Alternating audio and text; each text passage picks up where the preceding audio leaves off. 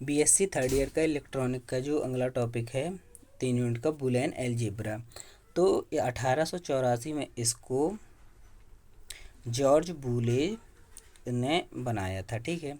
और Boolean algebra जो होता है डिजिटल इलेक्ट्रॉनिक में एक बाइनरी संख्याओं 0 1 जो होती है बाइनरी संख्या उनका उपयोग करता है। तो इसमें क्या होता है कि अगर कंप्यूटर में एक आया तो उसका लिख के आ जाता है ट्रू है या सत्य है, अगर 0 लिख के आया तो फॉल्स या सत्य लिख के आ जाता है, ठीक है। अब इसका उपयोग क्या किया जाता है, तो डिजिटल सर्किट को एनालाइज करने के लिए या सिंप्लीफाई करने में इसका उपयोग किया जाता है, और लॉजिक गेट की संख्या को कम करने के लिए इसका बहुत ही महत्वपूर्ण उपयोग किया जाता है। इसके अलावा जो अब बुलियन अलजेब्रा है, नाम से स्पष्ट है, इसमें कुछ सूत्र होंगे, उनको कैसे हल किया जाता है, मतलब सर्किट को सिंप्लीफाई कैसे किया जाता है।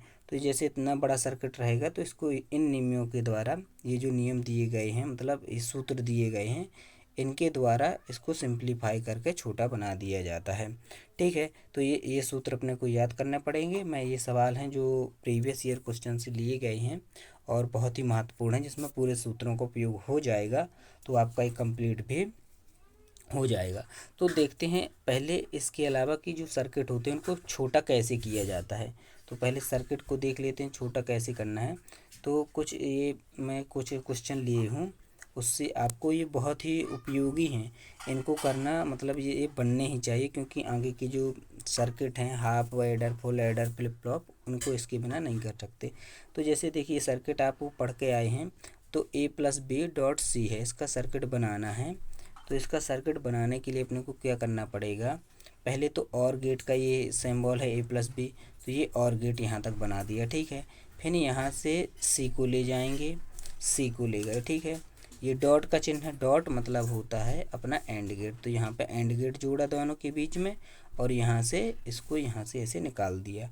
आपने लॉजिक गेट नहीं पढ़े तो इसको मत पढ़िए, नहीं समझ में आएगा, ठीक है। पहले लॉजिक गेट पढ़ना ज़रूरी है। अब ये a.b है, ठीक है। इसका थोड़ा सा डायग्राम मतलब गलत सा हो गया मुझसे, तो मैं इसका करके आपको यहाँ पे बता देता हूँ। ये है a, देखिएगा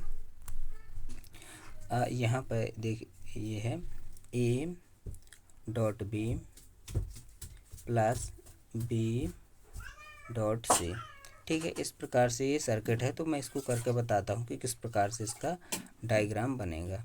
तो देखिए पहले क्या करना है, ए को यहाँ से ले जाना है, फिर ले जाना है बी को, ठीक है।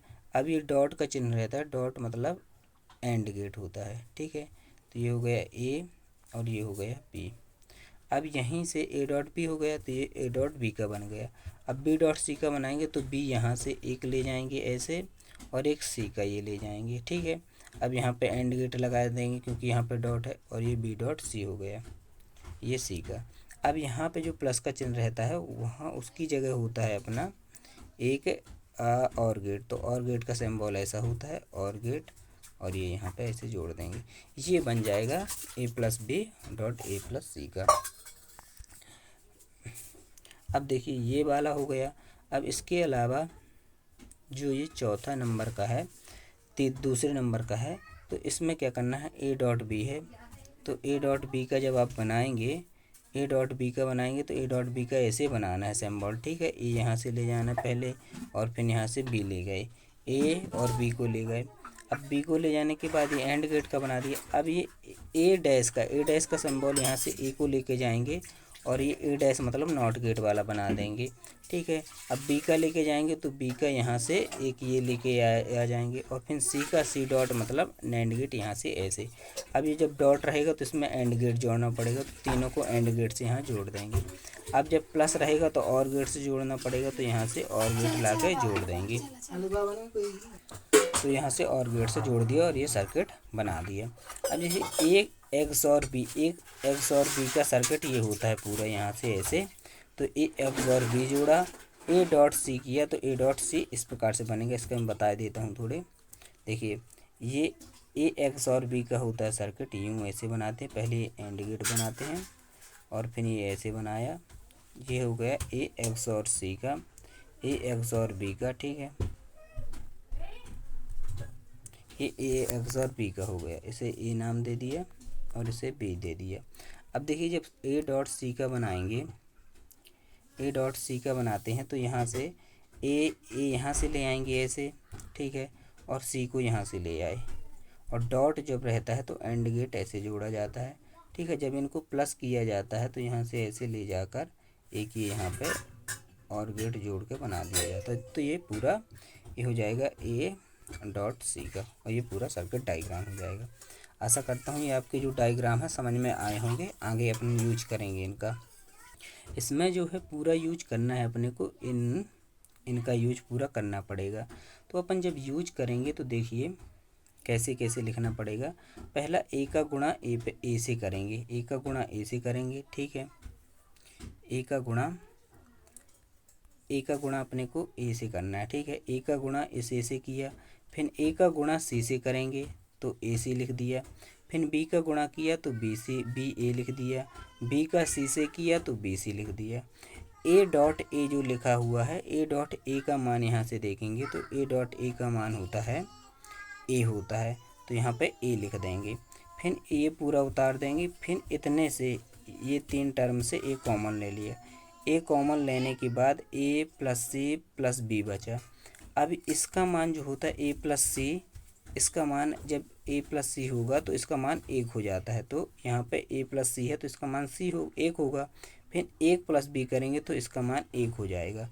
तो इस पूरे का मान जब एक और जोड़ में रहा है तो पूरे का मान 1 होता है, तो इस पूरे का मान हो जाएगा 1, ठीक है। इस पूरे का मान ए हो गया, 1 हो गया तो 1 का गुणा करेंगे तो ए इंटू बी सी इसका आंसर हो जाएगा। इनको अपने को सूत्रों को याद रखना है। अब देखिए ये वाले देखेंगे जब आप, तो इसमें थोड़ा मैं इसे छोटा कर लेता हूँ जिसके सूत्र देखते रहें तो आसानी होगी करने में। अब देखिए, अब यहाँ से ये वाला है तो ए प्लस बी है, A plus B dash A dash plus C है, तो पहले ए का इसमें गुणा करेंगे, A dot A into B dash, B into A और B into B dash, A dash plus C को वैसा छोड़ देंगे, इसका मान 1 होता है तो 1 लिख दिया।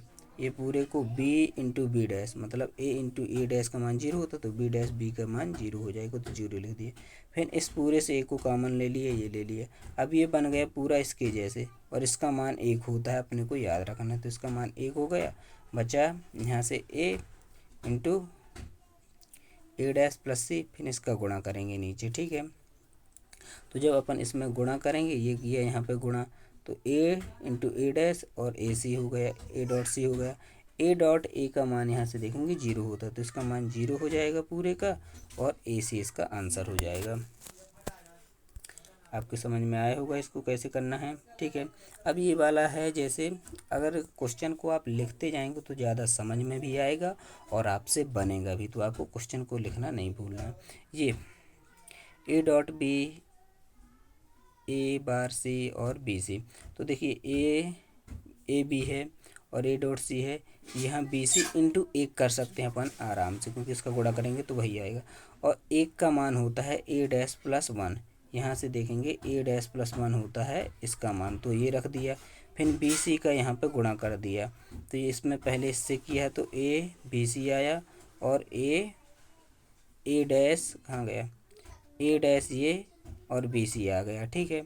अब इससे और इससे कॉमन लेंगे ए बी, इससे और पहले और तीसरे से लेंगे ए बी कॉमन ले लिया, और यहाँ से लेंगे ए डैश सी कॉमन ले लिए। इसका मान 1 होता है, इसका मान 1 होता है, बस दोनों के मान 1 लेकर और ये आंसर कर देंगे, ठीक है। तो इस प्रकार से करते हैं। अब अपन उपयोग करेंगे, ये आपको डी मॉर्गन प्रमेय याद रहें या फिर मैं इसके कागज़ में लिख के ले आता हूँ, देखते जाइएगा, लेकिन इन्हें आपको याद करना पड़ेगा। डी मॉर्गन के कुछ सवाल देख लेते हैं, इनके तो अपन ने यूज करना सीख ही लिए सभी सूत्र, ठीक है। अब इनका और देख लेते हैं जो कि प्रीवियस ईयर क्वेश्चन रहेंगे अपने। आप देख रहे होंगे कि ये वाला क्वेश्चन जब देखेंगे आप तो ये वाले में डबल डैश लगा हुआ है, ठीक है। ये ए डैश बी डैश और बी की बार डबल डैश लगा हुआ है। अब इसका मान जब डी मॉर्गन प्रमेय में आप आएंगे तो डी मॉर्गन प्रमेय क्या कहती है, डी मॉर्गन प्रमेय आपकी कहती है कि ये जैसे डॉट में है तो ये प्लस बी में बदल जाते हैं, अगर इसमें पूरे में डैश है। तो इसमें आप देखेंगे पूरे में डैश था तो ये ए डबल डैश में बदल गया, ठीक है। पहले से डैश था, एक डैश में और बदल जाएगा, और फिर ए डैश में बदल जाएगा और सी डैश में बदल जाएगा। और यहाँ से देखेंगे ए डबल डैश है तो इसका मान ए होता है, तो यहाँ पे ए लिख जाएगा, बी डबल डैश का मान बी और सी डबल डैश का मान सी हो जाएगा, जो कि बहुत आसान था और पेपरों में आया था। अब आप ये वाला देखेंगे, A dot B plus X Y Z A dot B X dash Y dash Z dash. अब ये है तो देखिए यहाँ से करेंगे ए बी कॉमन ले लेंगे, ए बी कॉमन ले लिया, ठीक है। अब एक्स वाई जेड इंटू में X dash Y dash Z dash बचा। अब देखिए क्या करेंगे, एक्स वाई जेड ये ऐसे लिखा। अब देखिए X plus Y plus Z और एक्स डैश वाई डैश और जेड डैश, इसकी जगह जो मतलब प्लस में है इंटू में है, तो इस ये वाली प्रमेय देख सकते हैं एक्स वाई जेड वाली, ये इसको ऐसे प्लस में लिख सकते हैं, ठीक है।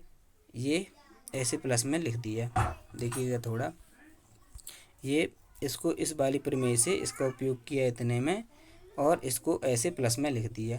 अब जब प्लस में लिख दिया इसको ए माना और इसको डैश मान लिया, ठीक है, ए डैश मान लिया, तो ए इंटू ए डैश बराबर होता है इसका मान 0, तो यहाँ से इसका मान यहाँ पे 0 रख देंगे पूरे में, इसको ए मान के, तो ये हो जाएगा ए बी, इसका आंसर आ जाएगा, जो कि बहुत ही आसान है, ठीक है।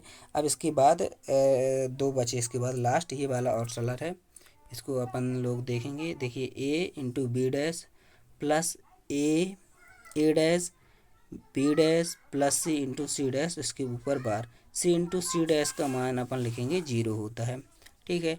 अब ये ए डैश प्लस बी डैश और डबल डैश, इसके जैसे सूत्र बनेगा डी मॉर्गन प्रमेय ये वाली लगा के, तो ए डबल डैश और बी डबल डैश हो जाएगा, ठीक है। और इसका मान ए होता है, इसका बी होता है, यहाँ से ए कॉमन ले लिया तो ए प्लस ए डैश बचा, बी प्लस बी डैश बचा, और बी प्लस बी डैश मतलब ए डैश, इसका मान 1 होता है, यहाँ से ये वाला रखेंगे प्रमेय तो इसका मान 1 आ जाएगा, ठीक है। ये बहुत ही आईएमपी क्वेश्चन है, पेपरों में आए हैं तो आपको याद रखना है, ठीक है।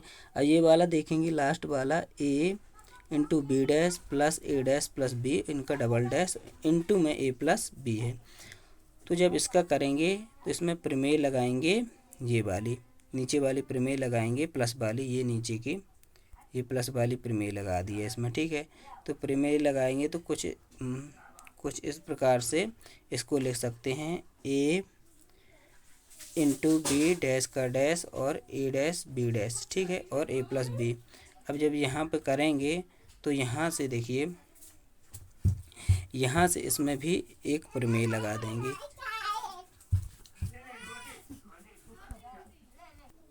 तो इसमें अपन लोग ये वाली प्रमेय लगाएंगे और इसको इस प्रकार से लिख देंगे, ठीक है।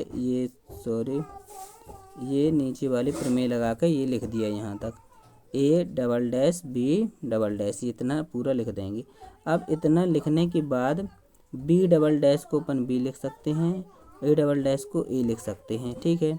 अब इतना इसको यहाँ तक लिख देंगे, ये कंप्लीट हुआ।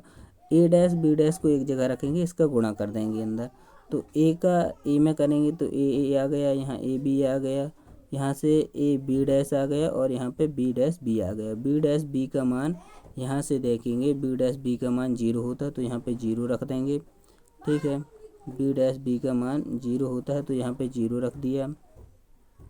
फिर यहाँ से पूरे से ए कॉमन ले लेंगे, तो ए कॉमन ले लिया और ये बन गया पूरा उसी प्रकार का जैसे मैंने बताया था, और इसका मान होता है पूरे का, इस पूरे का मान होता है 1, तो इस पूरे का मान 1 हो जाएगा, यहाँ 1 भर बचेगा, ए का गुणा होगा तो ए इंटू ए डैश और ए इंटू बी हो जाएगा। ए इंटू ए डैश का मान अपन यहाँ से देखेंगे तो 0 होता है, तो 0 यहाँ रख देंगे और ए इंटू बी अपना आंसर आ जाएगा।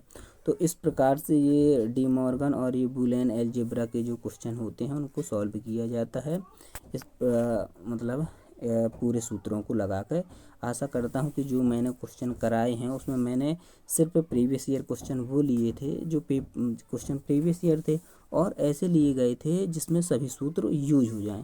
तो ये तो है नहीं कि यही क्वेश्चन आएंगे, बट ये है कि अगर आप इन क्वेश्चनों को कर लेते हैं, 1-2 बार लगा लेते हैं, तो कैसा भी किस भी प्रकार का क्वेश्चन आएगा आप कर लेंगे। थोड़ा एक क्वेश्चन जो मैंने कराया था बी डॉट जो सी था उसकी जगह 1 रखवाया था, फिर ए की जगह 1 प्लस ए डैश लगाया था, ये थोड़ा दिमाग में खुद से सोचने वाली बात होती है, मतलब सोचने की ज़रूरत होती है, जो नॉर्मली पेपरों में अपन लोग नहीं सोच पाते। तो आशा करता हूँ समझ में आया होगा। मिलते हैं अगले वीडियो में।